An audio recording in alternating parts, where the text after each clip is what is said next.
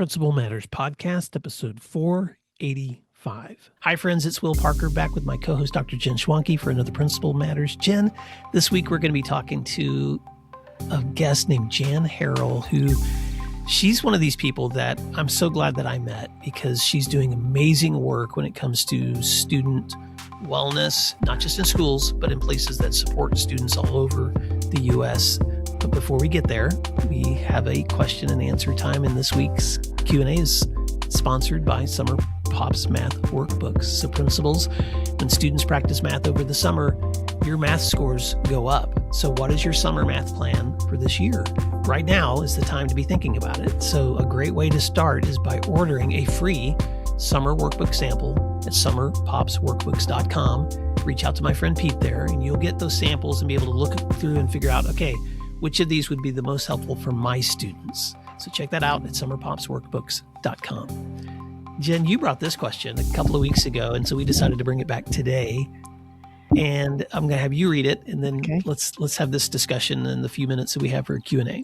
Okay. If I read the question, you have to answer first. You know that's the deal, right? So here's the question. We all know it's very difficult to change one's mind. So, Will, when was the last time you were surprised to learn something new? And how did you feel learning that new thing? Oh, man. And it doesn't have to be to do with your work. It could be anything. Okay. I'm going to try to answer this question without divulging anybody else's confidentiality. But I was in a conversation with my son a couple of weeks ago at supper, and it turned from opinion into argument. And I was kind of holding my ground on, no, I don't think you're thinking about this correctly. And he was holding his ground on, no, I don't think you're thinking about this correctly. And then all of a sudden, it just came back to my mind. What have I been teaching leaders when it comes to trying to navigate really complex situations? And that is avoid the binary. Like it doesn't have to be an A or B. That's probably more complex. So I actually stopped and thought to myself, okay, I'm probably not seeing his perspective, and he may not be seeing mine. So I just said it out loud. What if the situation is more complex than just you're right or I'm right? And so let's think about it that way. And Jen, it was a really productive conversation. Right. And so I can celebrate this one. I'm not always that wise in those moments, but it was just helpful for me to take a step away from that moment and kind of try to bring myself into my own learning. So I don't know if that answers the question. That was a moment where I was surprised to learn something new about his perspective by giving myself the space to not make it an argument, but an opportunity to be curious. Right. Right. I love this question because I am the worst at learning something new. I'm the worst at it. I am. I don't like it. I don't want to learn something new because I don't want to be bad at something for a while. I will avoid new learning at all costs. And I don't necessarily mean book learning or even a new skill at work. I'm talking, roller skating. I don't want to learn to roller skate, or I don't want to go to jazzercise. I don't want to be the worst person in the room at doing that. Right. There's a lot of things I want to know how to do and I won't try. Knitting, painting, name it. Right. So the last time I was surprised to learn something new was when I launched my newsletter, and my friend Danny Bauer was like, oh, you can figure out this platform. I'm like, no, I actually really can't. I'm not good at that. Well, I forced myself to. I'm still not good at it at all, but I forced myself to watch some videos, to try a few new things. I cannot stress how incompetent I still am, but I was surprised at myself that I could do it. I just had to force it. I love that. There's a lot of things. And I think especially as I get older and realize I'm not going to be, there's going to be a time in the next, 5 years or so where I am not working for a school district anymore, and the learning isn't going to come to me. I'm going to have to go find it. And I think I'm going to have to become much more of a risk taker and change my mind about learning new things. I'm going to have to do that. So I see it coming. Oh my gosh. I know these are 5-minute Q&As, but I'm going to share one more just because I can't help it. And it's our show, so I can do this. Yeah, you can do whatever you want. So about a month ago, I decided to start using TikTok for the first time. And it was Oh, so funny because same thing, Jen. I was like, oh, I don't want another platform. And, right. but now that you and I are doing video, I thought, well, we can start sharing reels. So if anybody follows us on social media, you've probably seen the reels and we've been learning how to use it. We don't always do it perfectly because you have to, edit and add captions and all those things, but it's been a learning process. But here's the funny part, Jen, now that I only have like 100 followers on TikTok. So if you want to follow us, find me. I don't even know what my tag would be. Just look up William D. Parker or Principal Matters. But even when you look at the stats, like people watching your videos and stuff, you know what the average amount of time someone stays on a TikTok video is? Oh, what? Like 6 seconds, Oh, like or you nine just flip, seconds. flip. Yeah, Yeah, because people just flip through it. So after about a month of like every day posting something thoughtful, and I was like, people aren't even listening to right. most of it anyway. So but the point is this: thank you for bringing that question. We all have something new to learn, and by learning it, we've discovered things we didn't know before, and it keeps us fresh. So Right. I hope you guys stay learners too. Well, Jen, I'm looking so forward to introducing Jan Harrell to today's audience and tell listeners how they can stay connected with you this week. Yep. Stay connected with me at jenschwanke.com or sign up for my newsletter there. And it will be a little treat in your inbox every Tuesday. And you can see today's show notes, all of our resources, and anything to do with this podcast at williamdparker.com. Until next time, thanks for doing what matters, and we hope you enjoy today's show.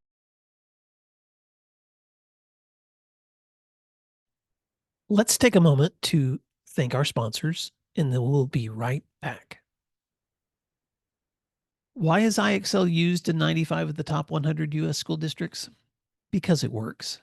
Research across 45 states shows that IXL schools outperform other schools on state tests. With IXL, you get a personalized online learning and teaching solution that helps you improve achievement, empower teachers, track progress, and more. This one platform for K-12 helps teachers accomplish what normally would require dozens of other tools.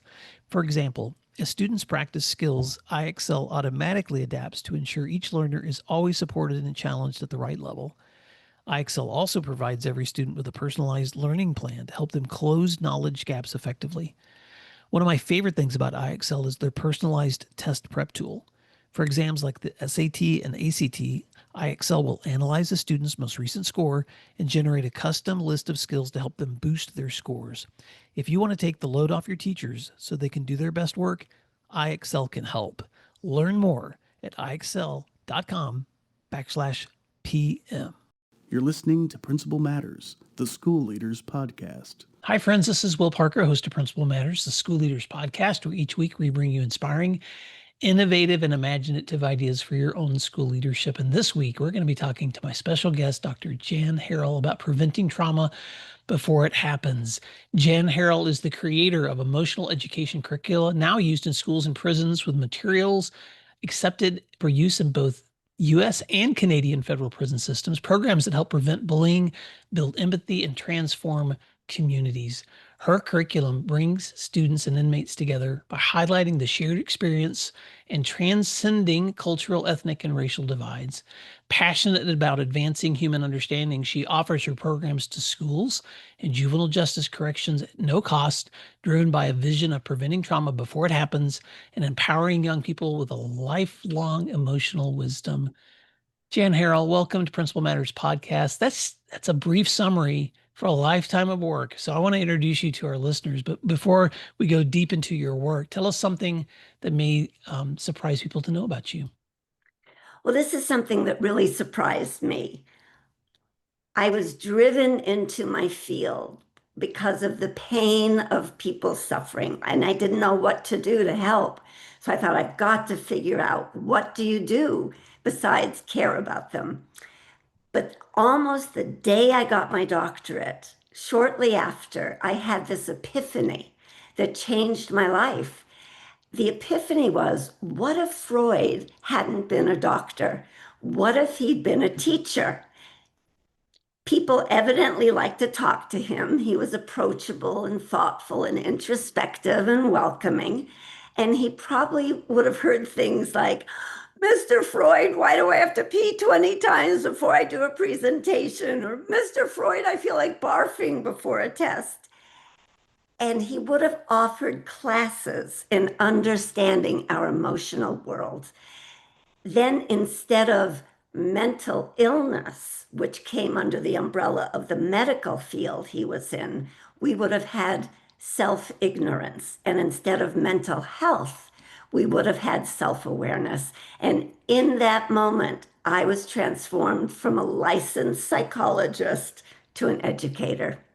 Oh, I love that intro, Jan. Thank you for giving us that perspective, because the wisdom in that, as a practitioner, and you are a clinical psychologist and you've had a practice for a long time and you still practice today, but your passion has been, okay, how do I take these lessons that I've been learning with my clients and make them something where I can transfer that wisdom to people, especially young people, so that they don't become my clients. Or if they do become my clients, they already have tools that Yes, they could be using long before they get to the place where they're calling me.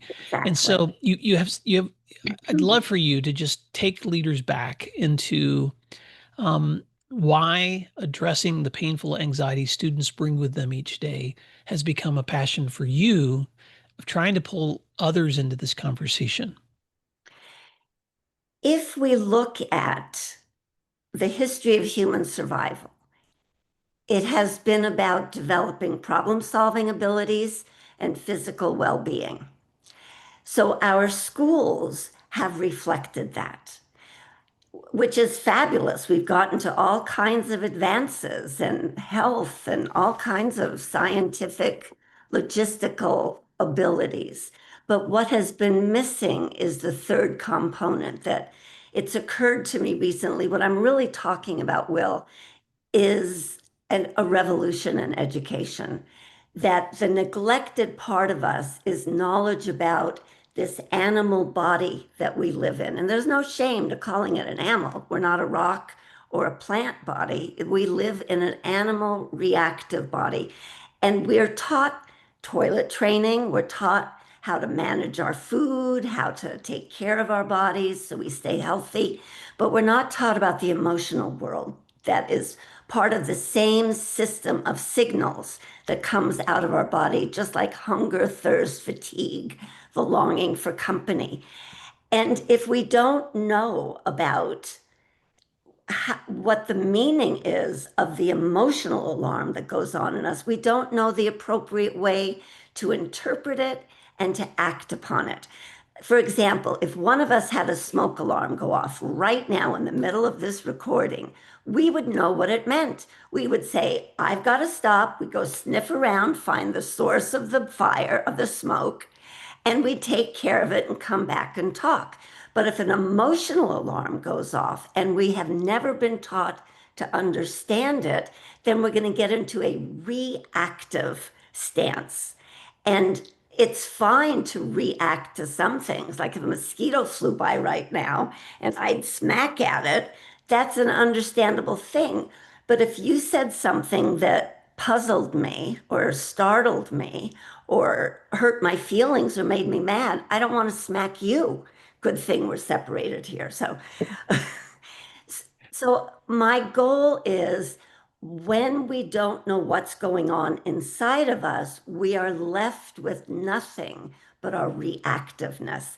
If we educate ourselves, if we do emotional toilet training, I call it, there's no shame to being ignorant. We're born that way.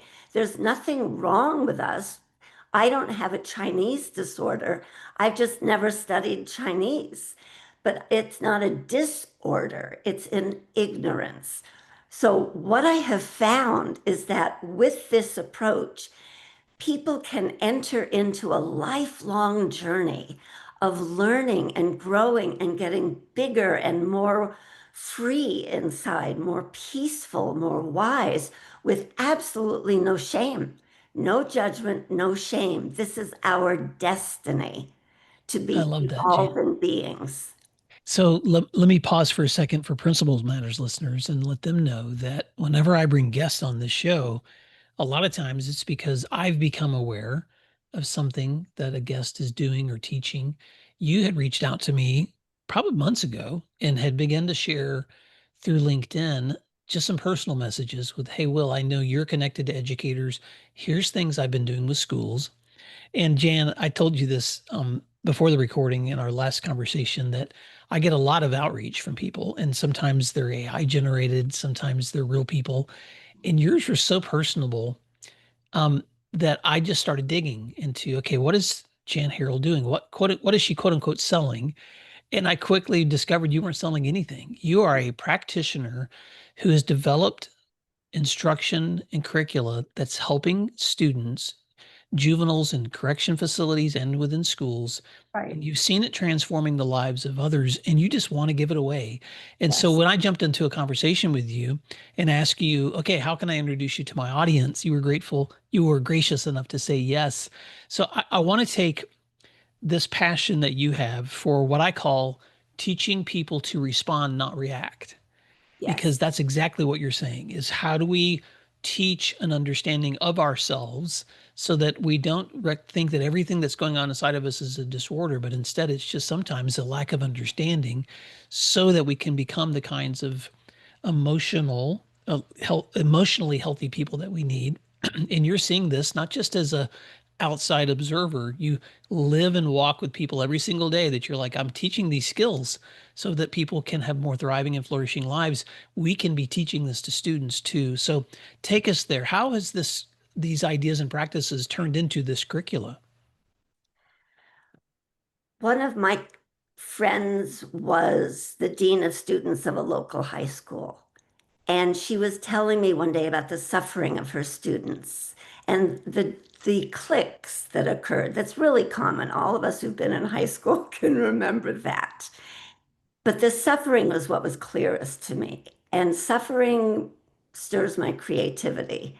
I used to work for the YMCA, and I'm used to taking children where I want them to go, starting where they are and building concepts and their connection to their own selves in a way that they can become the concepts. They can internalize them by that inner connection.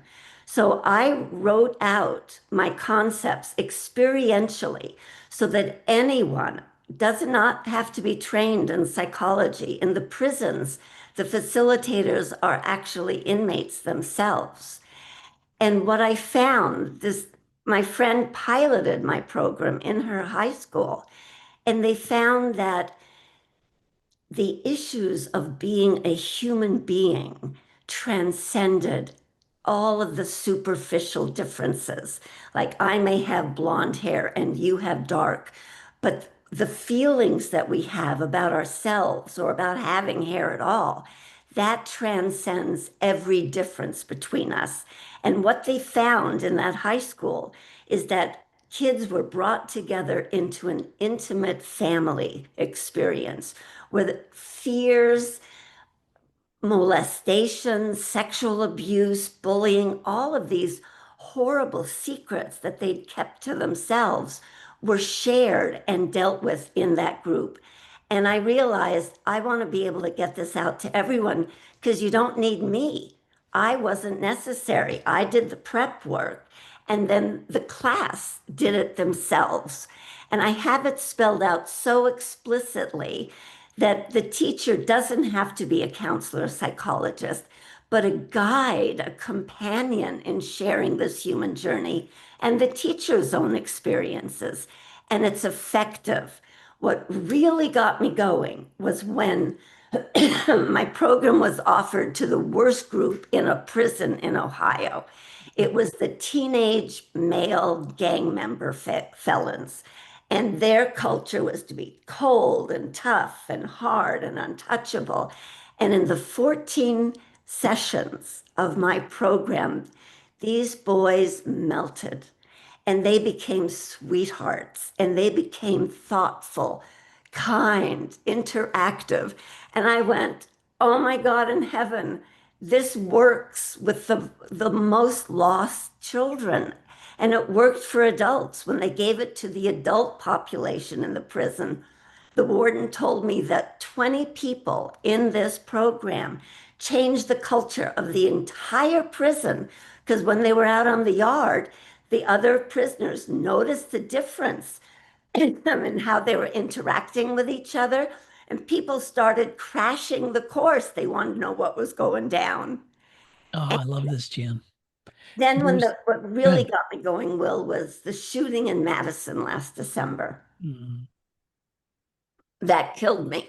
The police came out and said, does anyone know what that girl was feeling? And I thought, she reached out online for help, for connection, and was directed toward violence. If my program had been there, she would have talked in my program, but it wasn't available.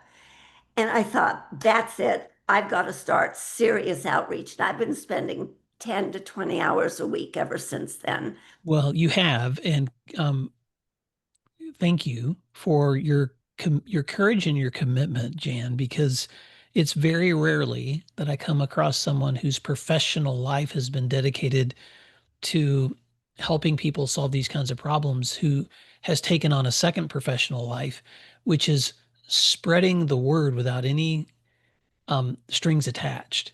And so I want to stay here because I know that our listeners are mostly principals, education leaders, aspiring leaders, some experienced, some veterans, some districts, some superintendents, but they also serve within schools where every single day they're running into some of the situations that you're describing, or they have people on their staff who have skill sets where they're trying to bring students together, but maybe they need stronger tools, sometimes school counselors, sometimes therapists, but sometimes just classroom teachers. So talk to us a little bit more about some of the important takeaways from and do you call it the Magic Circle curricula?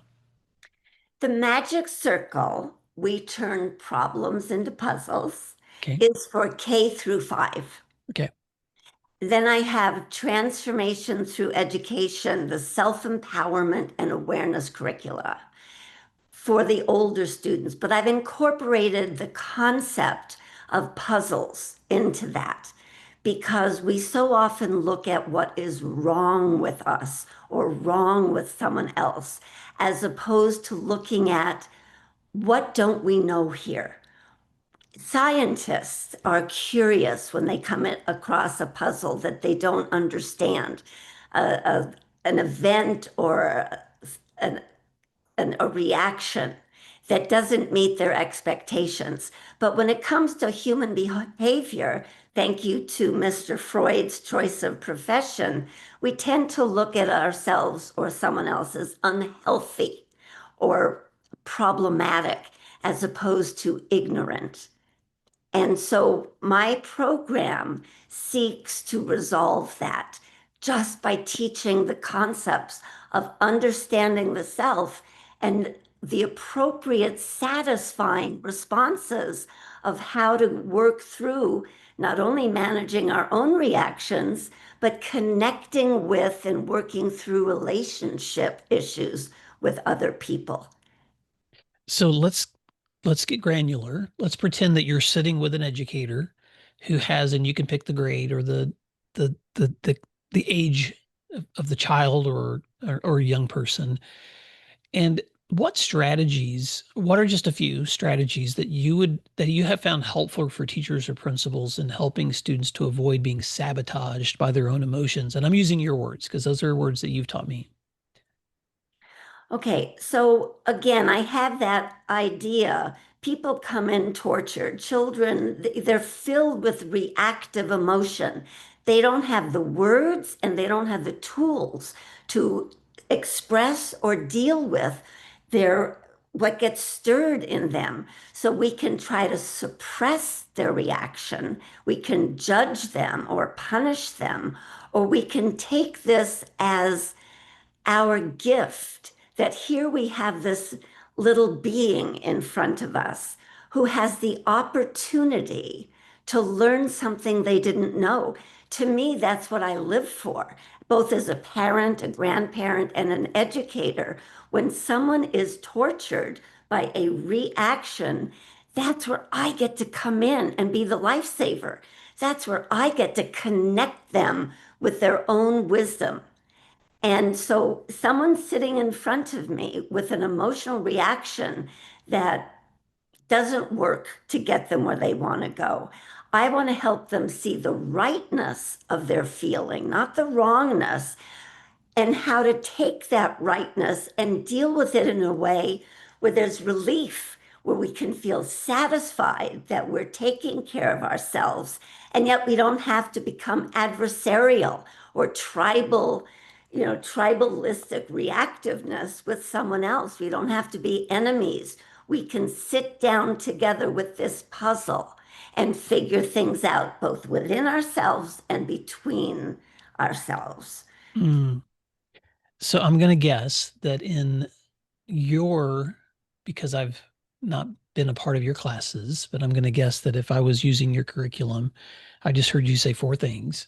One, that you're going to help students identify, first of all, the thing that they're experiencing and feeling so that they can, first of all, affirm what is the thing that you're feeling, what is right about that thing that you're feeling.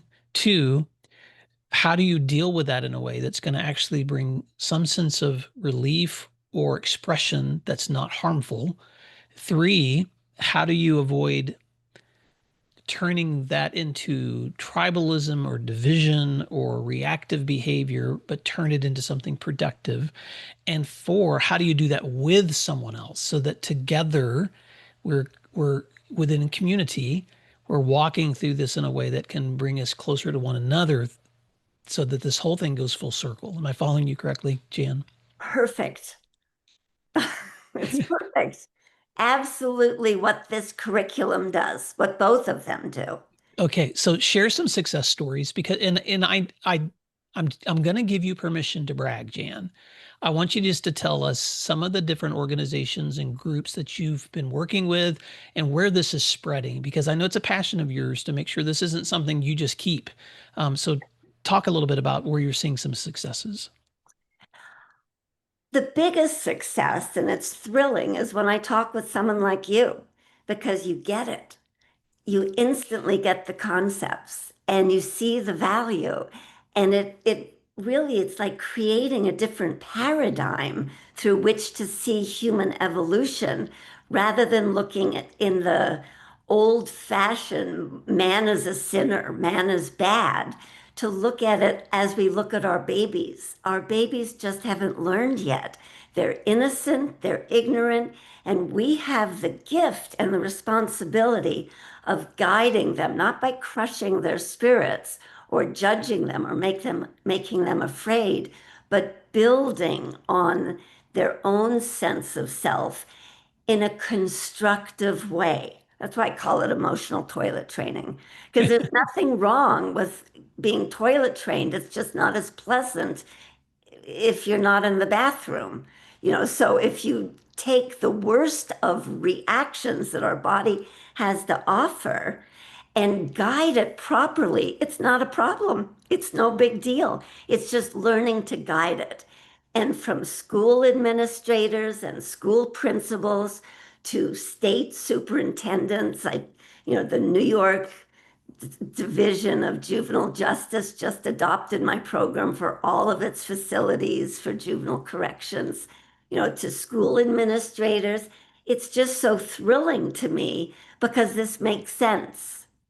And when it's applied, people, first of all, the most important thing is they connect with their own innocence. They can let go of judgment and shame because that contorts us. That makes us feel unworthy. It blocks us from just the joy of learning. Think about kindergartners. Are they ashamed that they don't know how to do math or they can't read? No, they're proud. They're one of the big kids. They get to go to school now. Why would we not be proud? Why would we not be excited? Oh, I got so angry at my best friend the other day. I wonder what happened. I wonder how else I might have handled it where it would have worked out better. That's the excitement that my program allows. I That's love why I that. put for the magic circle, we turn problems into puzzles. I refuse to have problems in my life. I got some pretty big puzzles, but no problems. I got some hard things I don't like, but no problems. Big puzzles. Well, Jan, I know, thank you for that. That I also know that I'm going to brag for you on some things that, because I know you've given us some broad brushstrokes, but I mean, right now your curriculum is something that you've introduced into a New York prison system, a Canadian prison system, a French Embassy International school, a California school administrator of the year that's using it with her students, a principal who's printing stories out to the students through their, to all the kids through that campus that are. So there's a lot of organizations and leaders who are inviting you in. Give someone who's listening an idea, because this is the other thing I appreciate about you. Because when we met off the recording, I was asking you, okay, how can people link to you and how can they get your information? And you're like, whoa, Will, if someone wants to use my content, they're going to become my friend, and I'm going to help them understand what this looks like in practice. So let's pretend I'm reaching out to you and I'm like, Jan, I'd like to use this in my school. What would that look like? Where would that conversation go for someone who's already interested in, like, wow, how do I bring Jan into the relationship with me and my school? I would say fantastic. I am here. Not only is my curriculum free, but my consultation, should you need it, is free. Send me your email. I will send you my curriculum, and then let's talk. And you got it. I do have strings. And the strings is I want to know you're using it because that gives me happiness. That's it. Yes. Mhm. And please don't feed it into AI. I had someone say she was going to try to break it down into smaller segments, or she was going to feed it into AI. I said, oh, please just use me for that. Oh, Jan, So you're such a breath of fresh air, and you've told me that before too. Like, yeah, I do have strings attached, Will, and that is that I want to know who's using my content because it brings me so much joy. Well, you brought me a lot of joy, Jan, and I know our listeners too. Before we wrap up, I just also want to take an opportunity. There's always an underlying motivation for people who do their passions. And so I know there's a Jan story too. And so feel free to share as much as you want about some of those underlying motivations that have just given you so much passion for the work you do. I can't stand feeling helpless. There's so much that we are ultimately helpless about. The only real power that cannot be taken away from us is to know our own truth and to share it if we choose to. Everything else can be taken away from us, but not that. So I've been balancing accepting my absolute ultimate helplessness with living as fully as I can. And that means doing everything I can because I will die at peace. Whatever happens, however far this spreads, I will not lie on my deathbed kicking myself that I didn't try. So I'm successful from the very first moment I tried to do outreach because I was doing it. And that brings me joy. It brings me relief and peace of mind. When I also hear of it positively impacting people, it's like, oh my God in heaven, I cannot believe how blessed I feel. When I heard about that principal, and that was just last night, she loved my stories. I sent it to her because she had a child in her school that was raped, an elementary school child. And I couldn't stand it. The pain was just made me beside myself. I sent her these two stories of empowerment and being able to separate from the behavior of other people, which have been very impactful for people, adults and children. And I said, if it ever feels appropriate, would you print them and give them to that little girl? And if not, I understand, but I would just appreciate it if you could. She emailed me back right away that she was going to print it and post it on a bulletin board for all of her students. And I was beside myself. It's like my heart was just filled.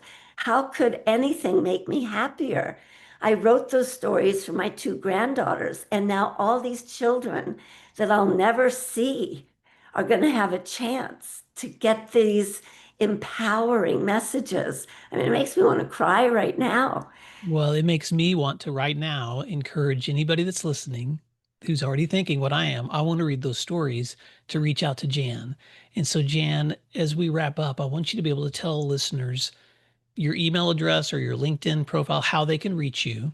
Okay. And then any other parting words of advice or thoughts that you want to share with listeners as they work towards building communities that are trying to prevent trauma before it happens.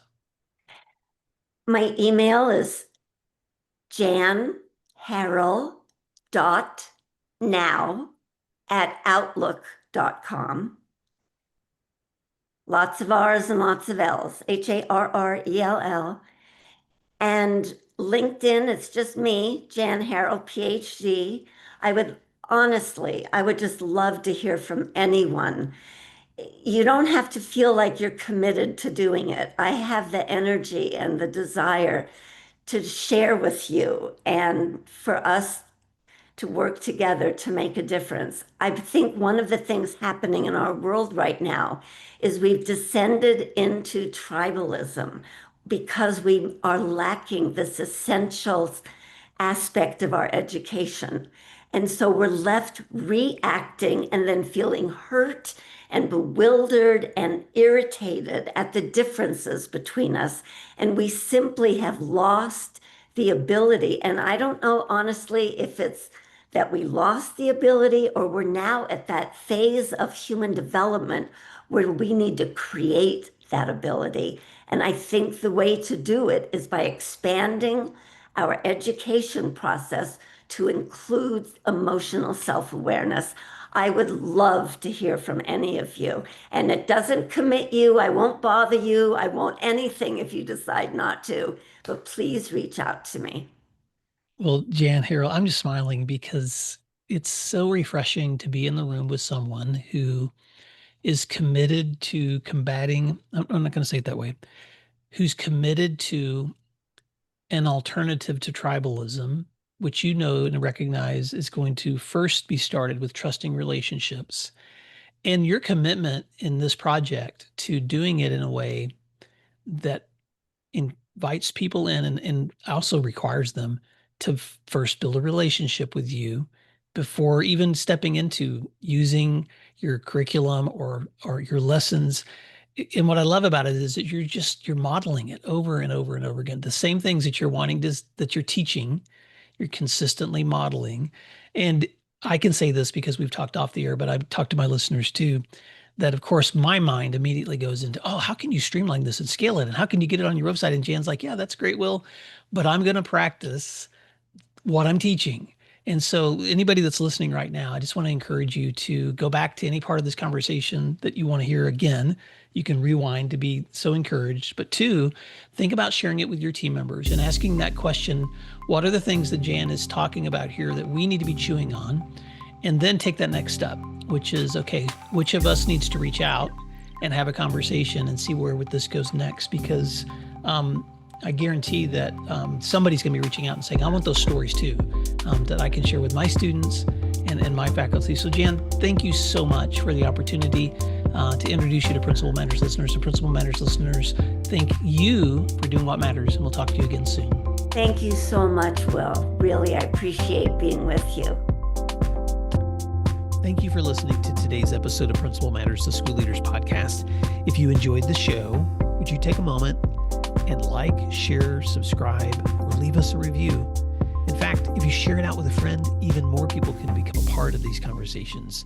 Sign up for our newsletter at williamdparker.com for even more free resources. And don't forget to check out our website to learn more about our books, professional development offerings, Grow Academies, masterminds, executive coaching, and keynote presentations. Wow, let's keep learning together. And thank you for doing what matters. Principal Matters.